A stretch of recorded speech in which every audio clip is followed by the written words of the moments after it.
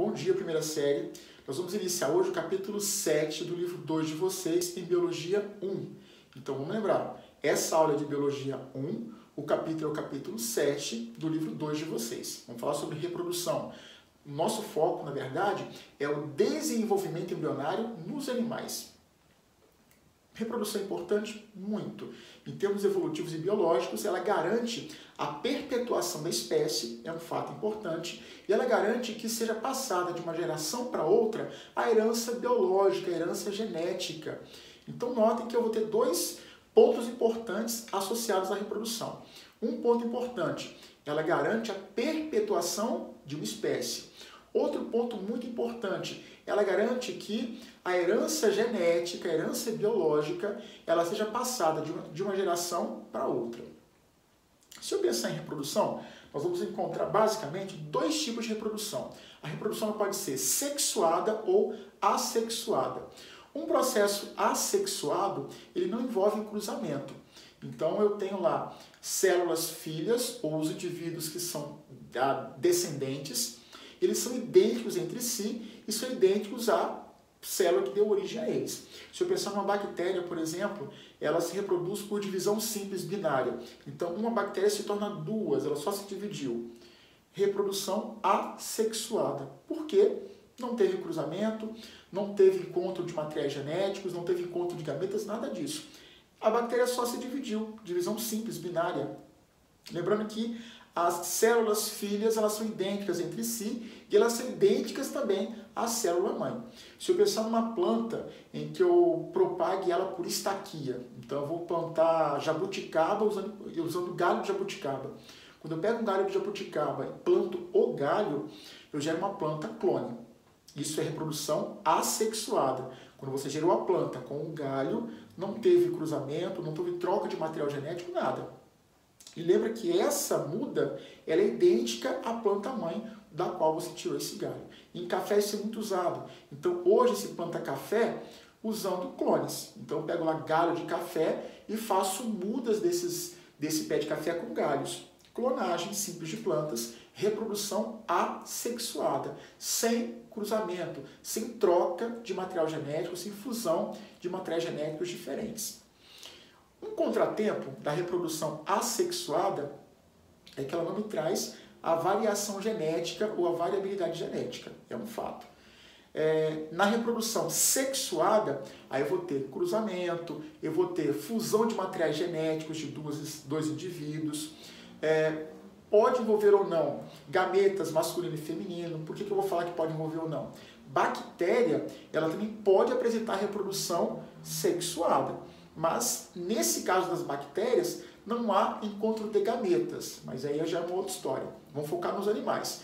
No caso dos animais, eu vou ter gameta masculino encontrando gameta feminino. Então, eles se encontram e acontece a chamada fecundação. Importante que a reprodução sexuada, ela garante variabilidade genética. Então, aqui você tem agora variação genética acontecendo, porque você cruza dois indivíduos, junta materiais genéticos de dois indivíduos que são distintos. Então, ele leva a essa variação genética graças à fecundação cruzada nesse caso. Tá? Graças, na verdade, a esse encontro de gametas distintos, né? Juntou e promove, então, a variabilidade genética. No quesito fecundação, que é o encontro de gametas, eu vou ter fecundação interna e fecundação externa. E o nome já diz o que é. Numa fecundação externa, ela acontece fora do corpo dos genitores, dos progenitores. Muitos peixes eles têm reprodução externa.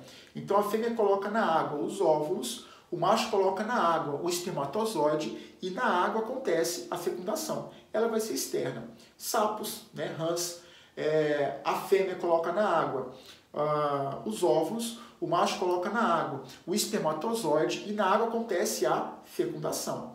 Fecundação externa também. Então acontece fora do corpo dos animais nesse caso.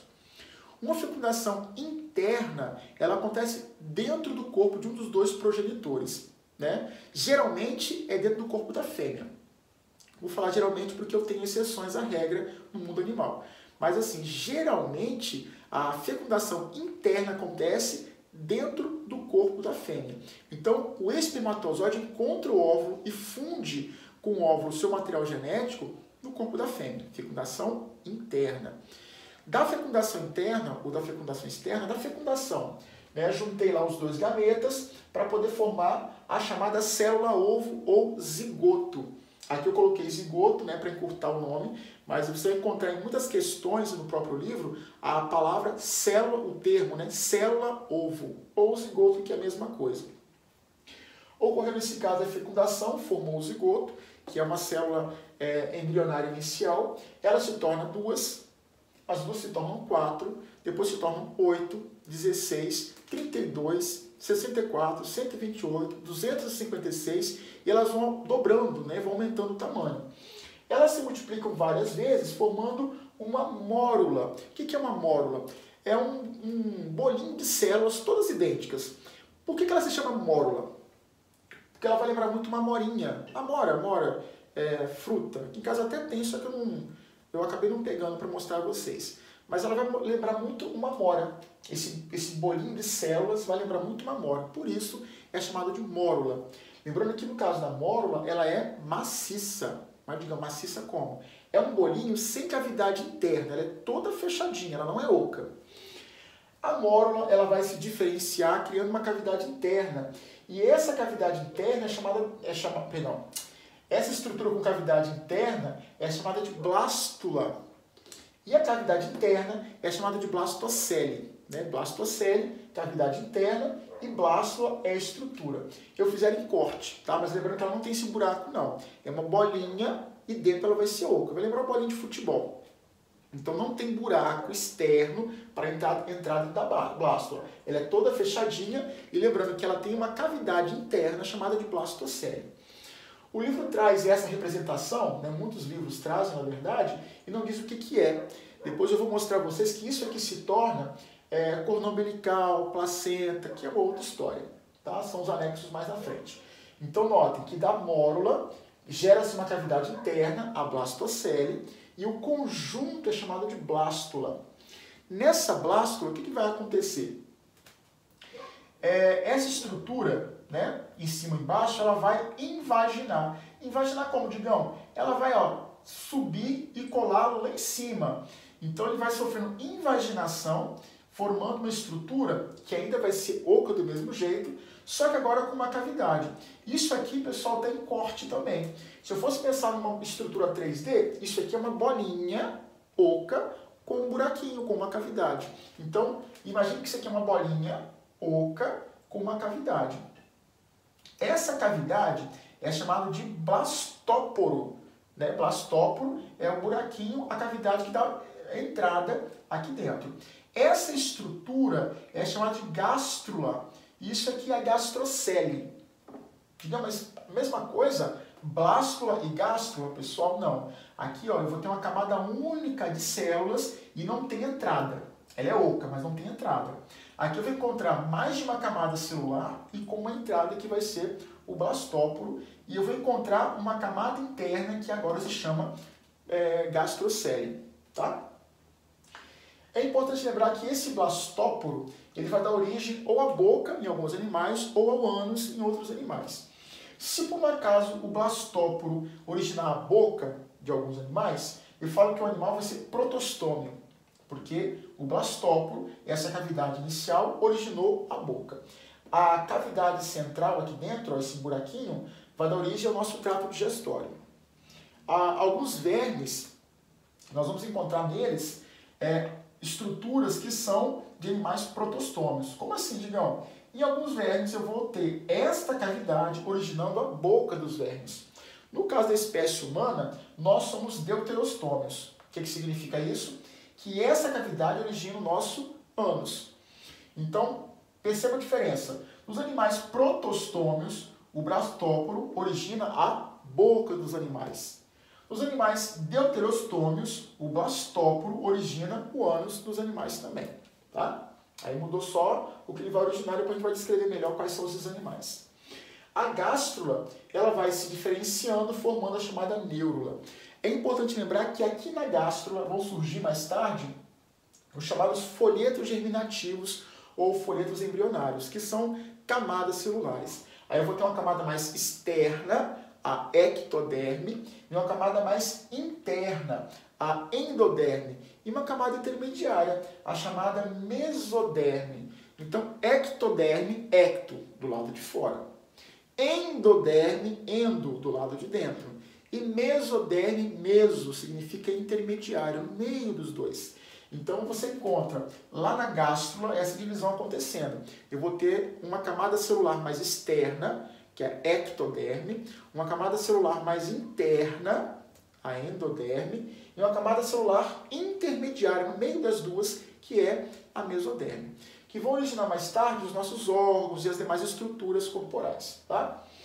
Eu vou ter diferenciações acontecendo, lembrando que até aqui, todas as células elas são iguais, elas são células tronco, germinativas. Como assim, Digão? Esse bolinho de células ele pode originar qualquer parte do corpo. Então, quando você fala em célula tronco, ou um grupo germinativo embrionário, nesse caso, são células que são indiferenciadas. Elas ainda não têm especialidade, elas vão se tornar osso, cabelo, pele, tecido epitelial, cartilagem, elas vão se tornar alguma coisa ainda. Até então, elas não têm ainda uma especialidade, uma diferenciação, elas são indiferenciadas, tá? Houve a chamada organogênese para poder montar a chamada neurula, que nós vamos detalhar em nossa próxima aula. É importante lembrar que as divisões celulares são chamadas de segmentação. Então, ó, o zigoto dividiu, segmentou. Dividiu de novo, segmentou de novo. Ele foi se dividindo, ele foi se segmentando. Ele sofreu várias divisões, ele sofreu várias segmentações. Então, a palavrinha segmentação significa divisão, né? A mesma coisa. Eu posso encontrar em algumas questões o termo segmentar ou o termo dividir, que representa a mesma coisa em termos embrionários. Com respeito à segmentação, ela acontece em todo o zigoto ou numa parte dele. Mas por que a diferença? Pessoal, eu vou tentar refazer o quadro. Eu só vou apagar o quadro, na verdade, para poder descer aqui um desenho dos tipos de ovos, tá? Então, só um minutinho que eu vou só apagar o quadro. Aí eu vou cortar o vídeo. Vamos pensar agora nos tipos de ovos que eu vou encontrar nos animais, né? Lembrando que os ovos eles são distintos. E quando eu falar em ovo, eu me refiro à célula ovo, lembra? Então, o espermatozoide encontrou o óvulo, juntou os dois e formou uma célula ovo ou um zigoto.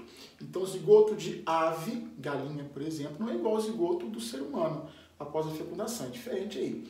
O que muda? O que muda é a distribuição do vitelo dentro desse ovo. Primeiro, o que é o vitelo? O vitelo representa o material que é nutritivo dentro da célula ovo, dentro do zigoto. Então, dentro do ovo vai ter sempre um material nutritivo. Se eu pensar em ovo de galinha, por exemplo, o que é o vitelo? A gema do ovo é o vitelo. É o que nutre o embrião enquanto ele vai se desenvolvendo dentro do ovo. Na espécie humana, nos mamíferos, em linhas gerais, nós vamos encontrar pouco vitelo na célula ovo. Por que pouco vitelo? Porque no nosso caso, o desenvolvimento embrionário se dá dentro do corpo da fêmea. Quem é que nos nutre? A mãe. Enquanto a criança vai crescendo dentro do corpo da mãe, quem faz a nutrição da criança é a mãe. Então ali não é necessário haver vitelo. No ovo de galinha, o desenvolvimento embrionário acontece fora do corpo da mãe, no ovo. Então ali, como é que o embrião vai se nutrir? Com base no vitelo, com base na gema do ovo. Então, quando eu falar em vitelo, material que é nutritivo, como é que eu posso exemplificar? No ovo de galinha, a gema é o vitelo que vai nutrir o embrião enquanto ele vai se desenvolver. Vamos encontrar aqui dentro 4 ovos possíveis no reino animal. Um ovo ele pode ser oligolécito. Oligo significa pouco. Então, ele vai ter pouco vitelo ou praticamente nenhum vitelo. No caso dos mamíferos, você encontra quase nada de vitelo dentro dos ovos. Eu vou ter um ovo que vai ser heterolécito, hétero, diferente. Então, aqui eu vou encontrar uma distribuição desigual de vitelo. Uma área com pouco vitelo e uma área com muito vitelo. Vou encontrar ovos que são telolécitos. Esse telo significa que há 2 polos no ovo. Eu vou ter um polo com muito vitelo e um polo com vitelo nenhum. Tá? Então, aqui você tem uma área do ovo com muito vitelo, muito material nutritivo, e uma área do ovo com nada de material nutritivo. Então, no telolécito você encontra zonas diferentes, polos. Um polo com muito vitelo e um polo com pouco vitelo. E os chamados centrolécitos, centro, no meio. Então, o vitelo se encontra numa região central muito próxima ao núcleo. Tá, isso muda o quê em termos de desenvolvimento embrionário? Onde há muito vitelo, você não tem divisão celular acontecendo. Lembra que originou o zigoto, ele vai se dividir uma vez, 2, 3, 4, ele vai se dividindo várias vezes. Só que o que acontece é que onde há muito vitelo, não vai acontecer uma divisão celular. Ou quando acontece, ela acontece muito discreta. Por exemplo, ó, nesses ovos que são oligolécitos, mamífero, por exemplo, equinodermo, anelídeo, que o ovo vai ser oligolécito, você vai encontrar uma distribuição de vitelo quase que uniforme e pouquíssimo vitelo, mas muito pouco vitelo mesmo. Lembra que mamífero praticamente não tem, é alécito, né, sem vitelo. Então aqui você tem uma distribuição igual, uniforme de vitelo, e como é pouquinho vitelo, essa célula vai se dividir por igual, de maneira uniforme. Então ela vai se dividir originando todas as célulazinhas iguais, né? Elas têm o mesmo tamanho, as mesmas dimensões. Então aqui houve uma divisão total, eu vou chamar de holoblástica, holo, total, né? Dividiu por completo.